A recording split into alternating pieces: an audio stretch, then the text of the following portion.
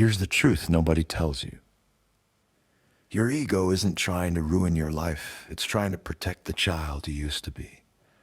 Every time you felt unsafe, rejected, punished, ignored, or misunderstood, your nervous system had to adapt. It learned, this behavior keeps me safe. This reaction avoids conflict. This silence keeps the peace. This version of me gets accepted. And those moments became the script. Not because they were healthy, but because back then they were the only way to survive emotionally. And this part is important. Don't let your ego rush this healing process. Your ego is going to want to speed it up, skip the steps, jump straight to the end, because it's scared of feeling the things you avoided as a child. But this process can't be rushed. Your system needs time to realize you're not in those old situations anymore. So now, as an adult, your ego repeats those same patterns because your body still thinks you're in those same situations. And here's the wild part. When your ego feels unsafe, that's when your shadow takes over. I'll break that down next. And follow for part 3, the truth about your shadow. Here's the part nobody explains clearly. Your ego, your shadow, and your higher self aren't enemies. They're a chain reaction inside your nervous system. Your ego shows up first, not to ruin your life, but to protect the child you used to be. Every single time you felt unsafe, rejected, punished, ignored, or misunderstood, your nervous system adapted. It created rules, it created strategies, it created a version of you that could survive emotionally. So your ego learned, this behavior keeps me safe. This reaction avoids conflict. This silence keeps the peace. This version of me gets accepted. Those weren't choices, they were survival instincts. And that's why your ego still reacts the way it does. Not because the pattern is healthy, but because your body still thinks you're in the same danger you were in as a child. This is where people get stuck. Your ego wants to rush the healing process. It wants to skip steps. It wants to get to the end fast because it's terrified of you feeling everything you avoided for years. But healing doesn't happen through force. It happens through safety. And here's the wild part. When your ego feels unsafe, that's when your shadow takes over. The shadow is the part of you that holds every emotion you weren't allowed to feel. Anger, shame, fear, desire, grief, the pieces you hid to stay loved. So the moment the ego senses danger, the shadow steps in and runs the show. This is why you shut down, why you pull away, why you sabotage, why you repeat old patterns. Not because you're broken, but because your nervous system hasn't realized one thing yet. You're not that child anymore. You are safe now. And once your body understands that, the ego softens, the shadow integrates, and the higher self finally gets to speak. And if you want to keep understanding the science behind your awakening, follow, because I'm going to keep breaking down the ego, the shadow, and the higher self in the way no one ever explained to you. Here's the part nobody realizes. Your ego and shadow don't just show up during trauma or big moments. They show up in the tiny moments of your day, constantly.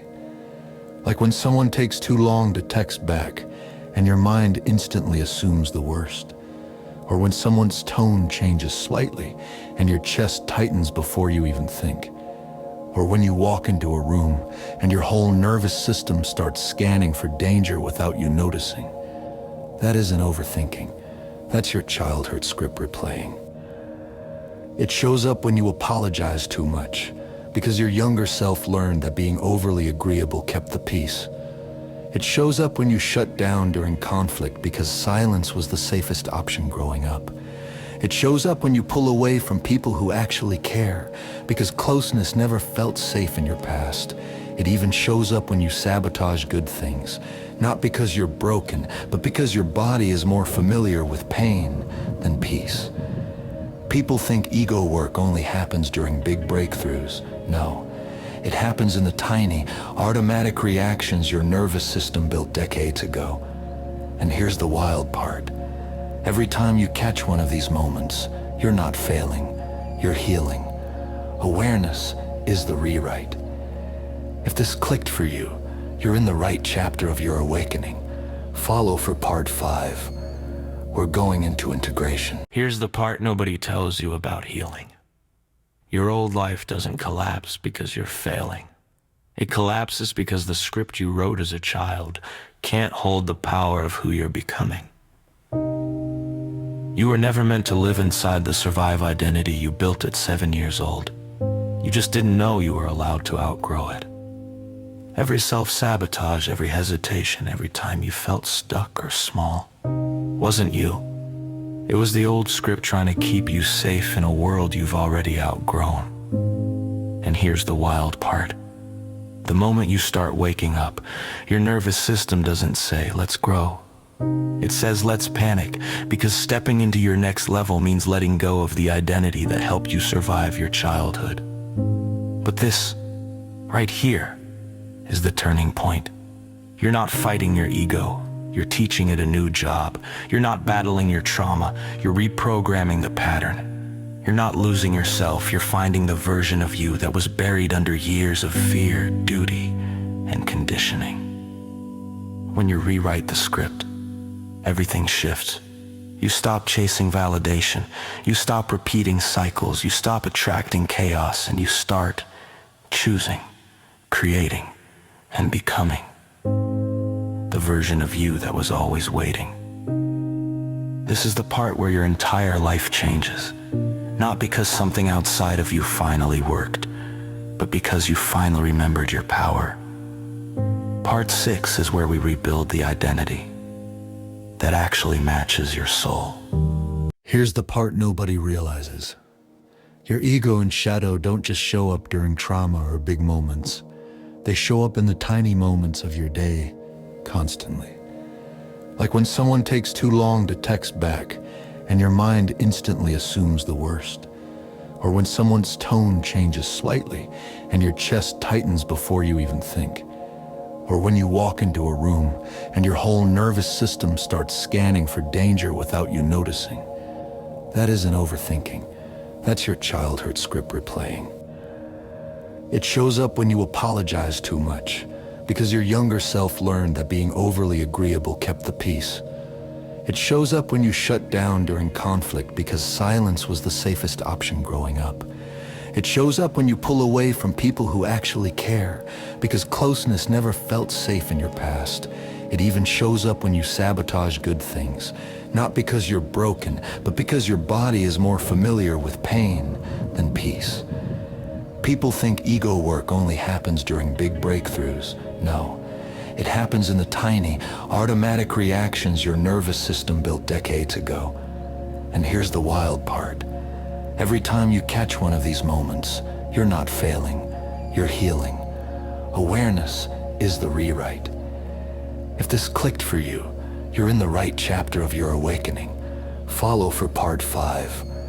We're going into integration. Here's the moment nobody tells you about when you finally start rewriting your childhood script. Your emotions don't shift all at once. They shift in waves. When you touch an old memory, your nervous system responds like it's still happening. That's why you feel it in your chest, your stomach, your throat. It isn't you falling apart. It's your system updating. The key is this. Don't fight the emotion. Guide it. Show your mind that you're the one in the driver's seat now. When the wave hits, pause. Name the feeling. Breathe into it for 10 seconds. Then remind your system, we're safe, I'm here now. This isn't the past anymore. That tiny reframe is what starts rewriting the script. You're not reliving the old story. You're releasing it. This is the emotional shift your younger self never got, and the moment you guide it, your whole life starts moving differently. And here's the part most people never realize. Every time you guide an emotional wave instead of reacting to it, you weaken the old script and strengthen the new one. It doesn't happen in one moment. It happens in micro shifts. One breath, one choice, one release at a time. And if you stay with it, there's a point where the old story doesn't even feel like you anymore. That's when the identity shift begins. That's part 7, where you finally become the version of yourself, your younger self, always needed. Wealth isn't something you chase. It's a frequency you step into. There's a moment in everyone's life where the old script collapses and the new one demands to be written. Part 7 is the moment you stop thinking wealthy and start embodying wealth. Because here's the truth no one ever taught you. Your financial reality is not created by your effort. It's created by your identity. If your childhood script taught you scarcity, you'll work hard but stay stuck. If it taught you fear, you'll sabotage the opportunities meant for you. If it taught you to shrink, you'll never stand fully in the rooms designed for you. But when you rewrite the script, your nervous system finally believes, I am safe receiving more. I am safe holding more. I am safe becoming the version of me who thrives. And the second your nervous system feels safe, wealth stops being something out there and becomes something you are. Wealth embodiment is simple. You think wealthy, you move wealthy, you breathe wealthy, you make decisions from the place that already has it. Not how do I get money, but what decision would the version of me with money make right now? That's the shift. This is where everything begins to change. Part 7, the moment you stop chasing wealth and start embodying the frequency that creates it. And if this landed, stay tuned. Because in Part 8, we take this deeper. We connect wealth embodiment to your relationships, how the people around you shape your identity, and how rewiring this one area unlocks everything. Part 8 drops. Next. Your relationships don't show you who they are. They show you the script your nervous system still believes. Part 8 is where things get real, because nothing reflects your old script faster than your relationships. Every trigger, every silence, every reaction, the mirrors for the patterns you learned long before adulthood. If your childhood script taught you to chase love, you end up choosing people who make you prove yourself. If it taught you to stay quiet, you attract people who talk over you. If it taught you that love equals chaos, you don't trust the calm, you crave the storm. But relationships don't expose your wounds to hurt you. They expose them so you finally rewrite them. This is the stage where you realize, it's not them, it's my old pattern trying to run the show. Part 8 is the identity shift where you stop reacting from survival and start responding from awareness, where you learn to pause before the trigger, where you notice your body tightening and say, that's the old script, not me. Where you stop searching for safety in other people and start creating it within yourself, because the moment you stabilize your nervous system, your relationships stabilize too. You'll communicate clearer. You'll set boundaries without guilt. You'll attract people who are safe, present, and aligned, and the ones who were never meant for the new you quietly fall away. Part 8 is where you stop repeating the love you learned and start creating the love you deserve. Stay tuned. Part 9 is where we integrate these new relationship patterns into your identity, so love becomes effortless instead of draining. Your purpose isn't something you find. It's something you remember. Most people spend their whole lives searching for purpose, like it's some hidden treasure buried out in the world. But purpose doesn't work like that. Your purpose is the result of rewriting your internal script, the ego, the shadow, and the nervous system, until your mind becomes quiet enough for your true direction to finally come through. Because you can't hear your purpose when your ego is in survival mode. You can't step into your calling when your shadow is still pulling you back into old identities. And you can't move toward anything meaningful when your nervous system thinks you're still in danger. Purpose comes online the moment your inner world stops fighting itself. It's the version of you that's been waiting underneath the noise, the part of you that knew, even as a kid, that you were meant for more. But life buried it. Your purpose is not a job, Not a role, not a mission you have to chase. Your purpose is the expression of the you that finally feels safe to exist. Rewrite the script, and your purpose reveals itself automatically, not from effort, but from alignment. Stay tuned for part 10, where we connect purpose to actual action steps so you can start building the life you're meant for. Rewriting the script isn't about becoming someone new. It's about finally becoming someone honest. You've moved through the ego, the shadow, the nervous system, the identity shift, and the purpose spark. But here's the truth most people never reach. Integration is the moment everything finally locks in. It's when the old reactions stop controlling you. It's when the trigger hits, but it doesn't collapse you. It's when your decisions come from clarity instead of survival. It's when the story in your mind finally matches the person you're becoming. Integration is not perfection, it's coherence. It's the moment your system says, "This is who I am now." And once that happens, your entire life starts responding differently. This is the final step of rewriting the script, because once your internal world is aligned, your external world starts shifting automatically. But this is only the foundation, because now that you've rewritten the script, we're stepping into something even deeper. The science of frequency.